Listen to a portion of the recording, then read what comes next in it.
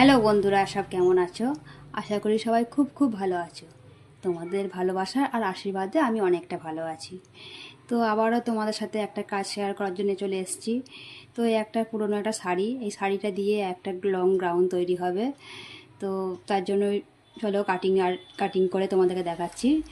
তো দেখো, এই যে কাটিং করতে বসে পড়েছি। প্রথমে আমি লাইনিংয়ের ওপর ড্রয়িংটা করে নিয়েছি, তারপর এটা কাটিং করছি। এটা সামনে একটা প্রিন্সেস কাট টাইপের হবে। তো শাড়ি কাটিং করছি।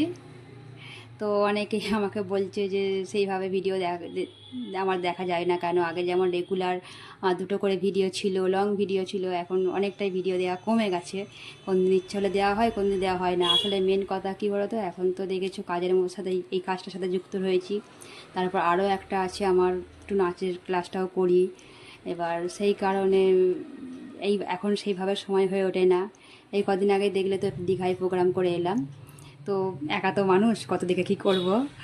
তো তারই মাঝে একটু আধটু সব কিছুই রাখার চেষ্টা করি যতটা পারি আর কি।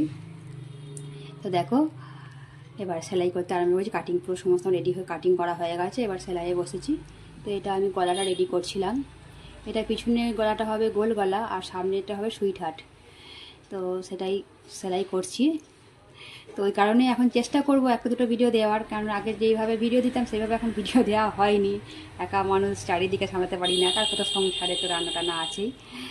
তো ওই চলে যাচ্ছে। তো চলুক, এইভাবে জীবনটা চলে যাক। তো আমি নিজেকে নিজে খুব ব্যস্ত রাখতে ভালোবাসি, সেই জন্য সব কিছুর মধ্যেই যুক্ত থাকি আমি। তো দেখো, কথা বলতে বলতে আমার এটা রেডি হয়েই গেল। তো আমি একটু স্পিডে কথা বলি, যদি কিছু বলে থাকি তোমরা বুঝে নিও। তো আমার গলাটা রেডি হয়ে গেছে। আর আমার কাজ তোমাদের কেমন লাগে, তোমরা তো আগেও জিজ্ঞেস করেছি, তোমরা অনেক অনেক ভালোবাসা দিয়েছো, অনেক অনেক ভালোবাসা দাও। তো এইভাবেই তোমরা ভালোবাসা দিয়ে পাশে থেকো। তোমরা আমার কাজ অনেকটাই পছন্দ করো, আমার ভিডিও অনেকটাই পছন্দ করো, কিন্তু দুঃখিত সেইভাবে রোজের এখন দিতে পারছি না।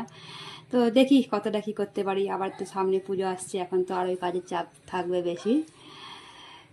তবুও তোমাদের সাথে শেয়ার করার চেষ্টা করব। তো দেখো, অনেকটাই আমার রেডি হয়ে গেছে।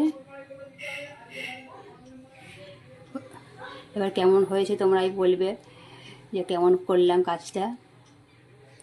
দেখো, পুরো রেডি হয়ে গেছে। এবার গলাটা পুরো রেডি হয়ে গেছে। এবার পুরো সব করব।